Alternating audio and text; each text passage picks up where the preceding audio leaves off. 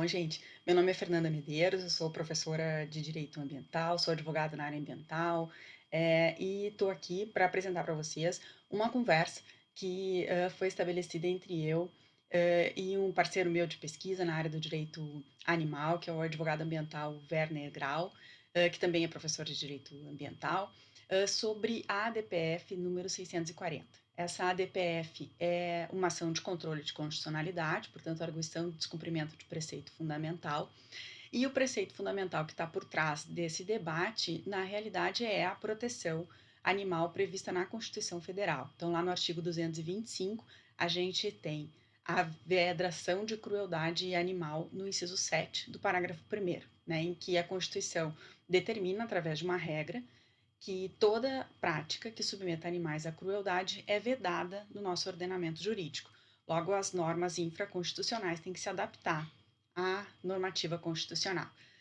E a discussão nessa ADPF é a de que deve-se haver uma proibição de uma permissão para o sacrifício ou abate de animais que forem resgatados de situação de maus tratos, né, tanto por decisões administrativas e decisões judiciais. Em uma liminar, o ministro Gilmar Mendes, do Supremo Tribunal Federal, entendeu que sim, devem estar suspensas enquanto perdurar aí, né, o julgamento, toda e qualquer decisão administrativa ou judicial que ordene ali o comando, né, de sacrifício ou abate de animais que foram retirados de situação de maus tratos. Houve uma manifestação da AGU, Advocacia Geral da União, e nessa manifestação a advogada pública entendeu que o Poder Judiciário, né, invadiu a esfera administrativa, entendendo que há necessidade, inclusive, de proteção para a saúde pública, né, às vezes do abate sanitário. Só que o que nós queremos conversar com vocês é se, de fato, o que a gente está falando sobre proteção animal retirada de maus tratos pode se equivaler a uma situação de aplicação de normas de vigilância sanitária. Tá? Então, essa é a discussão que está por trás, espero que vocês gostem. E, na verdade, foi uma breve visão, uma breve análise, né? E a nossa proposta é que a gente continue, né, de olho e analisando essas questões. Bom, estamos aqui para conversar hoje sobre duas situações que estão acontecendo no mundo do direito animal, no mundo envolvendo a relação da proteção constitucional, né, desses animais não humanos.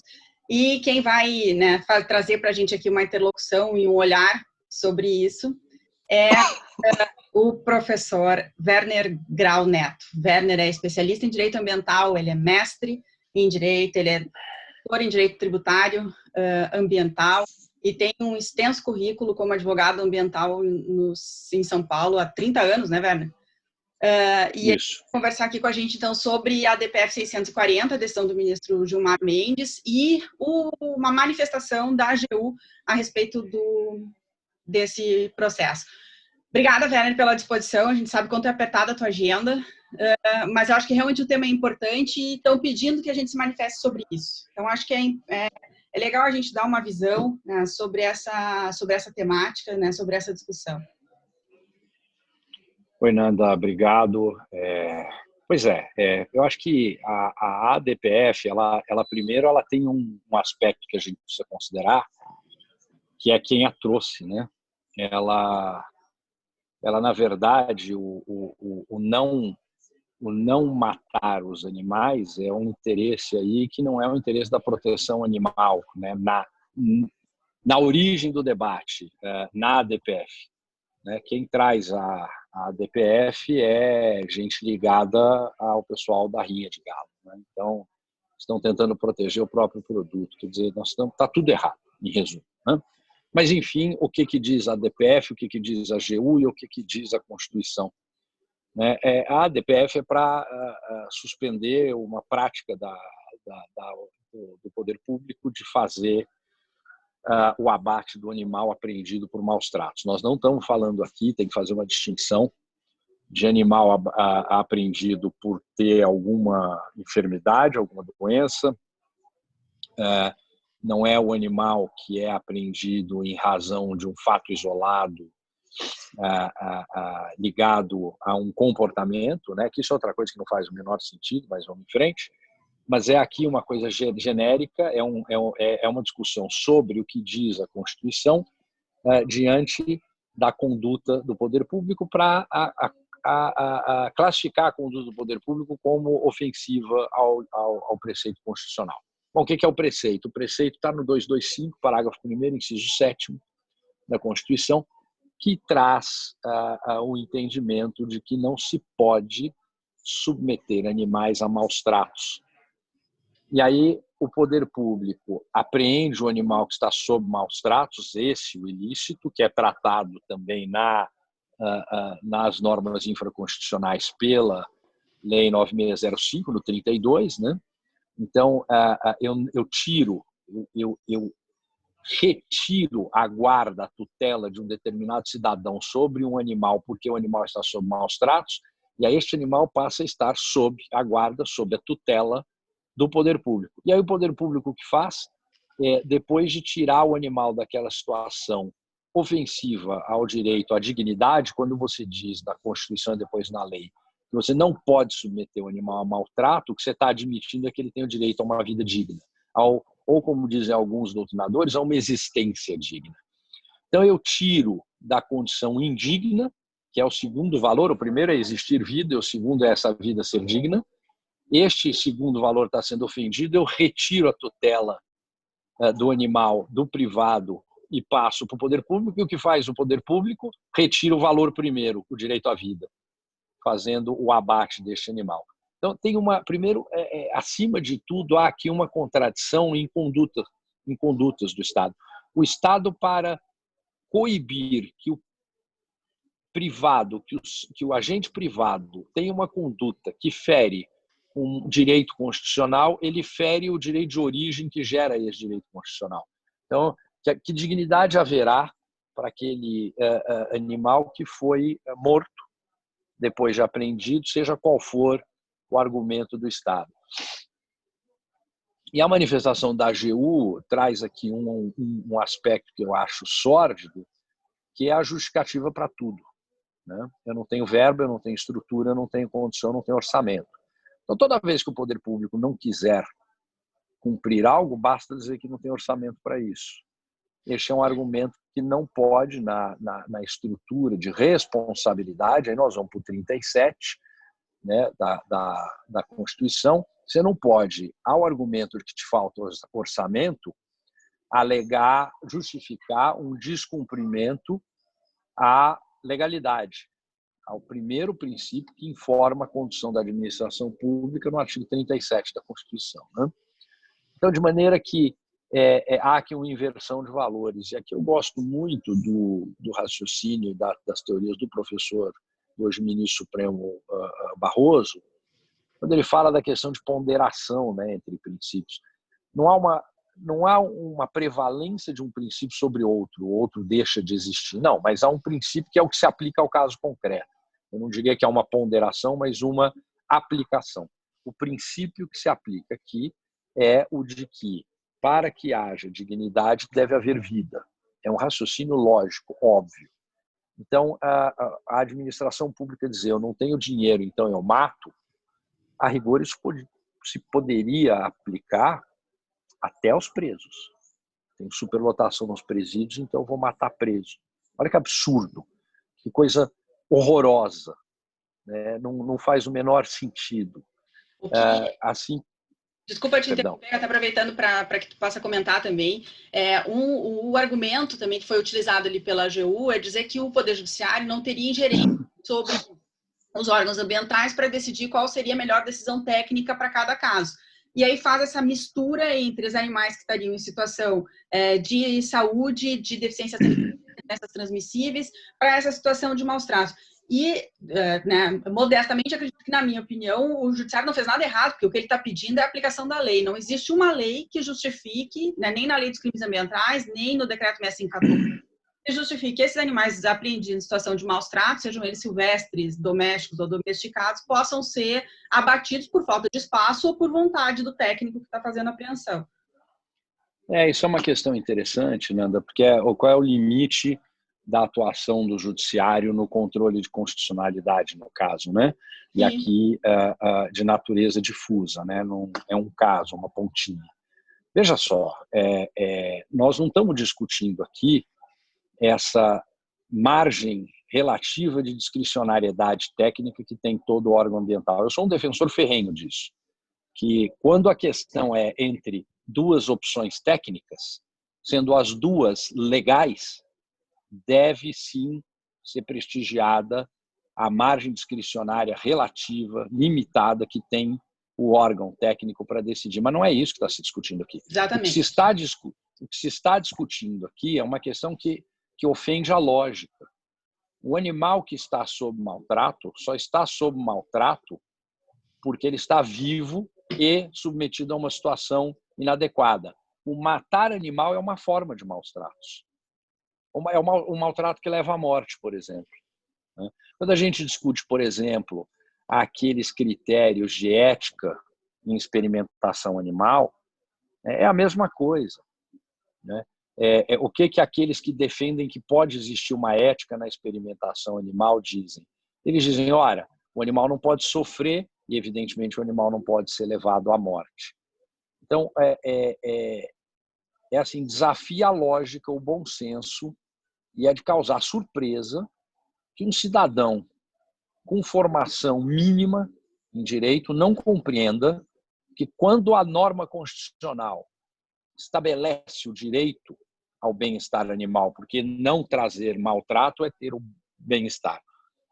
Não consegue compreender, quando a Constituição diz isso, e a lei também, o sujeito não conseguir compreender que isso significa que a vida está preservada também, ou seja, eu não posso tirar uma vida de um animal, ao argumento de que me falta orçamento, ao argumento de que me falta espaço, é o fim do mundo. E mais, é abrir a justificativa para tudo, como eu vinha dizendo. Qualquer coisa pode ser justificada pela falta, então, de orçamento e de estrutura. É esse o papel do Estado? O papel do Estado é cuidar do problema ou livrar-se dele?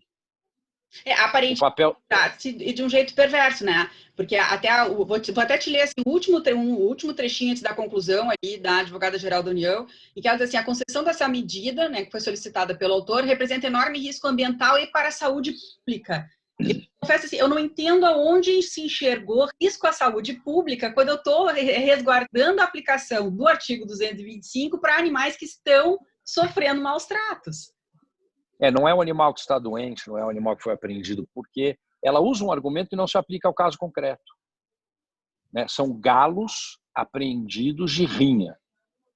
Eu faço o resgate de pitbulls apreendidos de rinha e depois faço a ressocialização.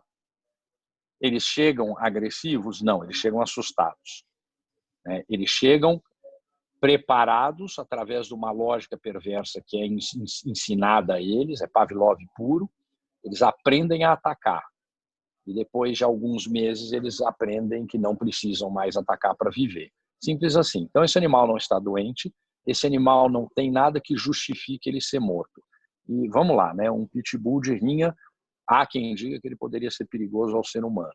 O galo também seria? Quer dizer, o galo de rinha, ele é retirado da rinha, ele tem que morrer. Que destino tem este animal aos olhos da Constituição? Ele ou estará nas mãos do agente privado sob maus tratos ou morrerá.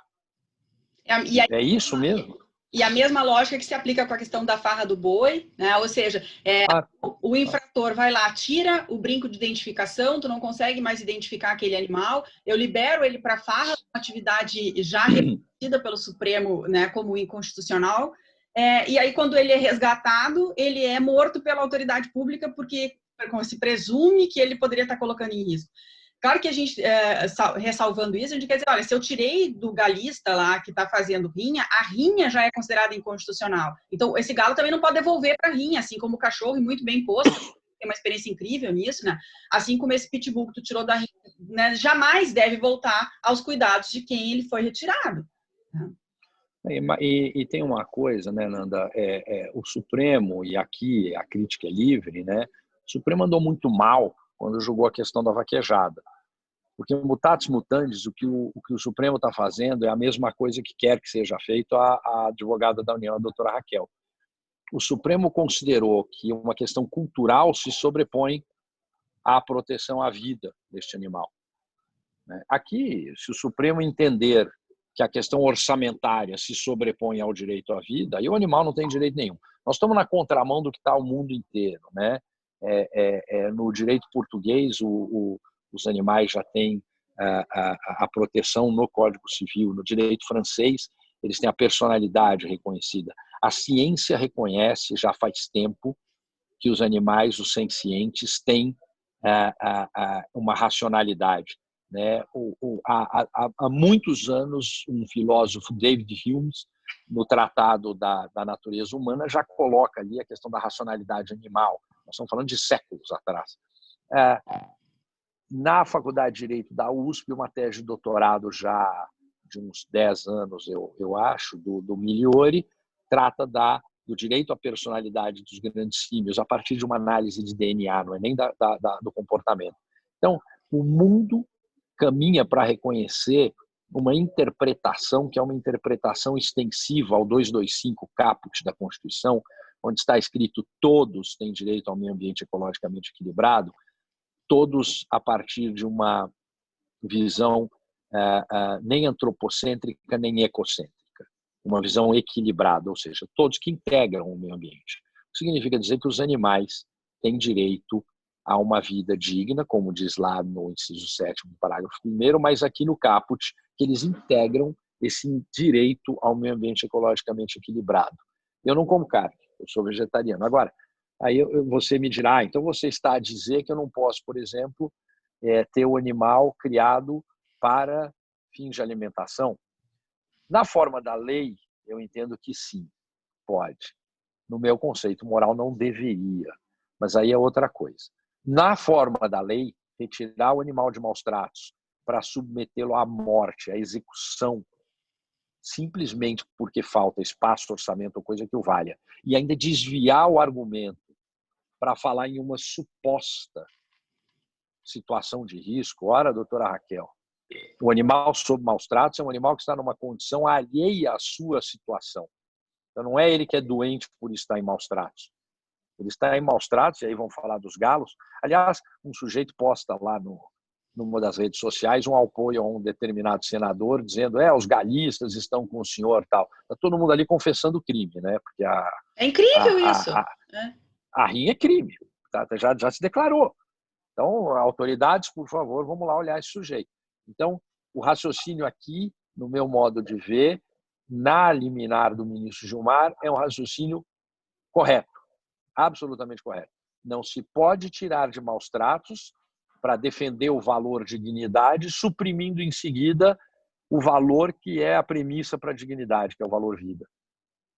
Até se a gente for buscar na própria lei dos crimes ambientais, mas então vamos ver, foi objeto de infração, é crime, então foi ali, né, objeto, posso chamar de, né, vamos trabalhar bem como trabalha o direito antropocêntrico, é um objeto do resultado da infração, né, aquele animal. Não tem nenhum espaço ali que diga, e aí inclusive até vou tomar liberdade, né, o parágrafo 1º do 25, ele diz ali, liberdade do habitat, se fosse o caso, né, não sendo possível e não recomendável, enfim, até a mesma situação de controle sanitária diz entregar a jardim zoológico, fundação, entidades assemelhadas, estabelecer guarda, responsabilidade, técnica, ou seja, tem outras zilhões alternativas estabelecidas na própria lei dos crimes ambientais e em nenhum momento se fala, olha, mesmo por risco sanitário eu vou fazer o abate. É verdade, né? Nem faria senso fazer o abate quando você está tratando aí do evitar maus tratos. De novo, a vida tem que existir, a existência tem que acontecer para que possa ser uma existência digna. Então, não faz sentido e a nossa expectativa é de que o Supremo referende a ordem liminar, a decisão liminar do ministro Gilmar Mendes, para garantir que o animal retirado de maus tratos tenha um desses destinos que diz a lei, e não a morte. Perfeito. Olha, eu te agradeço muito, eu sei que tu está com o teu horário apertado, mas de fato estavam pedindo ali que a gente se manifestasse sobre isso, acho que é importante mesmo chamar a atenção e o caminho, né, que a legislação já nos tem, o que me chama bastante a atenção, assim, a Constituição já nos coloca essa rota, né, e não é nem novo, né, a gente está aí com uma Constituição que, pelo amor de Deus, né, tem mais de 30 anos, então, já tinha dado tempo de todo mundo, né, assim, daqui a pouco a gente pode dizer, a advogada da União não tinha ali contato com o direito ambiental, não está próxima da questão animal, mas a Constituição está aí há bastante tempo, né, a lei dos crimes ambientais também, dava tempo da gente se apropriar desses conceitos, né. Dava sim, Nanda, não tenho a menor dúvida, eu te agradeço, acho importante. Esse debate é um debate que se coloca na perspectiva da liberdade de expressão, por isso que eu também não tenho nenhuma papa na língua de dizer exatamente o que eu penso sobre isso. E quero só dizer, neste ambiente da liberdade de expressão, que você me prometeu que esta nossa conversa teria a participação do Teobaldo. Não estou vendo o Teobaldo ali, então você está em dívida. Estou em dívida, estou em dívida. Vamos ter que marcar outro, então. Teobaldo, para quem não sabe, é um cachorro da Nanda, que na verdade nunca foi da Nanda, sempre foi meu, de coração. Está lá na casa da Nanda emprestado. Me trai? O cachorro me trai. Obrigado, Ai, Nanda. tá bom, obrigada, querido. Muito obrigada mesmo, tá? Beijão, bom trabalho. Imagina. Outro. Tchau, tchau.